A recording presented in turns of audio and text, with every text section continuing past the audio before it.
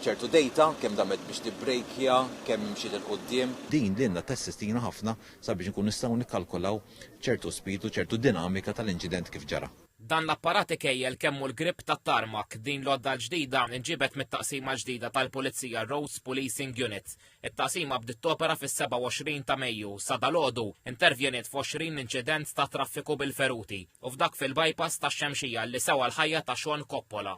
Fil-kumpless tal-garax tal-Pulizija hawnhekk il-Furjana t-taqsima l-ġdida tal-Pulizija ta' tanka dimostrazzjoni kif l-uffiċjali issa jkunu qegħdin iġibu anka bidla fil-mod kif jitrattaw l-inċidenti ta' traffiku bil-feruti li fost l-oħrajn issa il-proċedura ħad tkun tinkludi anka l-użu ta' teknoloġiji ġodda bħal drones u anka sistemi li kkalkulaw anka l-grip tat-tarmak. Ma' TVM News l-Ispettur Nicolas Vella li flimkien ma' l-Ispetturi Nathan Buġejja u Rejxin Aquilina jmexxi l-iskwadra li titratta l-inċidenti ta' traffiku fatali u bil-feruti għalli l-investiment li sar f'din it-taqsima jnaqqas id-dewmien ta' triq magħluqa u jgħin lill-Pulizija tiġbor l-evidenza aħjar. Huwa fatt magħruf li inti b'kamera jew videokamera għandek ċertu limitazzjoni ta' għoli kemm tista' tieħu ritratti.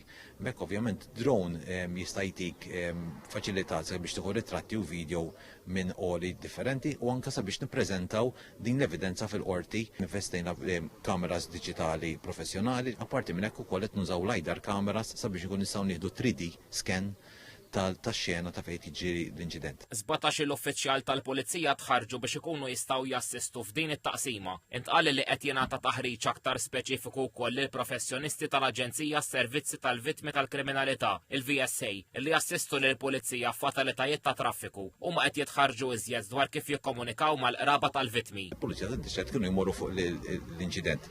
Issa meta jkun hemm feruti, ħadd jiġi deployed din it-taqsima. Bekk ovvjament din taqsima tlaħaq Malta kollha u hija operational 24 sija kuljum. Il-Kummissarju tal-Pulizija Angelo Gafaqa li b'din it-taqsima, il-Pulizija ċentralizzat l-investigazzjonijiet dwar l-inċidenti. Innota li fl-aħħar sena l-Pulizija rdupjat l-ispezzjonijiet fit-toroq. Għal ukoll li fl-ewwel 4 xhur ta' din is-sena l-Pulizija tat aktar multi milli nataw f'sena fl-2024. Rimarka li fl-ewwel 3 xhur ta' din is-sena naqsu l-inċidenti ta' traffiku inkluż dawk bil-feruti. Preżenti għad-dimostrazzjoni anke l-Ministru għall-Intern is-Sigurtà u x-xogħol Byron Camilleri.